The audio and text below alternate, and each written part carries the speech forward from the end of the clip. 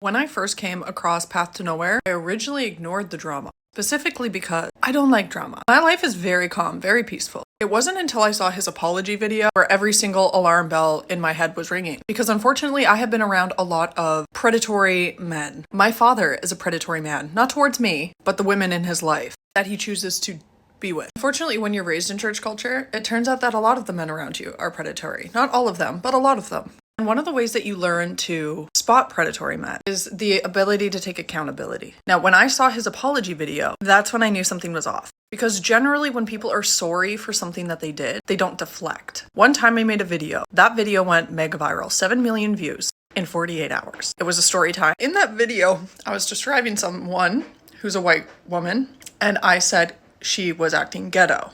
Now, I have a lot of Black women who followed me, and they promptly called me on it. And I simply said, I'm so sorry. It came out of my mouth. I didn't even realize, but that's not an excuse. It won't happen again. And I am putting that in this video to give you a demonstration of the fact that I have said things that I was not proud of, that I took accountability for, I apologize for. It still doesn't make it okay, and it doesn't make it right. Apologies don't come with excuses or finger pointing at other things. I could have said, I grew up in a very white, town. I was raised by people who were very racist towards even my race, my mom's race. I grew up around people who had no problem using the N-word when I was a teenager. It was very jarring to me at one point to be around Black people who use the word, because I was so used to having this knee-jerk reaction of telling people that they can't use that word, that when someone who could actually use that word used the word, I was like, oh, I don't have to police these people about their language. Because unfortunately, I grew up in an area where it was so white, where they quite literally distinguished the types of white, right? Like you had your Italians, you had your Ukrainians, you had all your Finnish people, like all these people had different areas of towns, different area of town. They all kind of congregated together. It was very like when someone said they were white, you were always what kind of white? You wanted to know their background, their ethnic background. That was where I grew up, being a French Canadian who's also Indigenous. And a lot of my friends actually hid the fact that they were Indigenous, and pretended that they were Italian, pretended they were different races to avoid the racism that was so bad in my hometown. I could have used that as an excuse, right? But it's not an excuse. And when I saw Path to Nowhere and what he was saying, that's why I addressed it, because I was like, this is a weird apology. And now, if you don't know, there's been some people who have come forward, and he has convictions with child inappropriate images and has served time for said convictions. We had a family friend convicted of that. It was someone that I grew up around. Wasn't my friend, but they were in the circle of people that I knew as a child, didn't know them as a teenager or an adult. But then I heard through family friends that they had been convicted, and someone that I know continued to be friends with them because they pulled the same thing.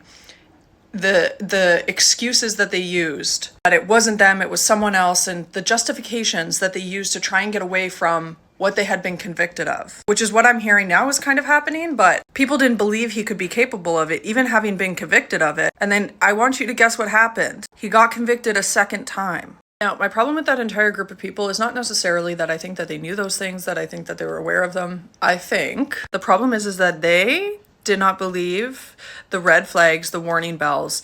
They did not believe all of the people who were coming forward and saying that it was problematic, from multiple backgrounds, multiple genders, multiple identities, and they chose to believe a cis white man. And then you weaponized white woman tears as white people themselves.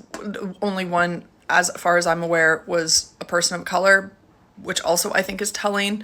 But the biggest one, Shameless Elle, telling everyone that it's white woman tears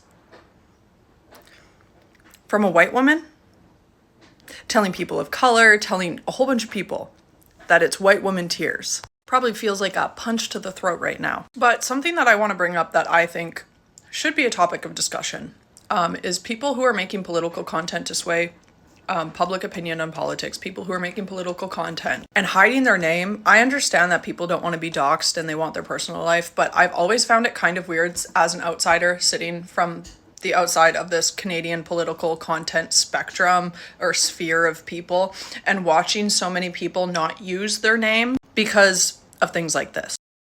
The only reason I can't put it in my handle is because if I put it in my handle, my account gets banned. But I'm very open about what my name is, because if you search my name, there's no criminal record. There's no convictions. There's nothing that you're going to find. There's no boogeyman in the closet. And sometimes that's what I'm concerned about when I see people getting very upset about people knowing their first name.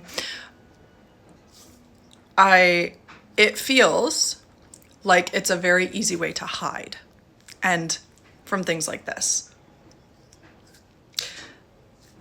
I understand to a degree, but I also don't really understand. The same way I don't understand people who heavily identify with any political party. I think that that's also a red flag if people identify heavily with a political party, because what they're attempting to do is tell you what their moral compass is, as opposed to you being able to garner what their moral compass is from their actions.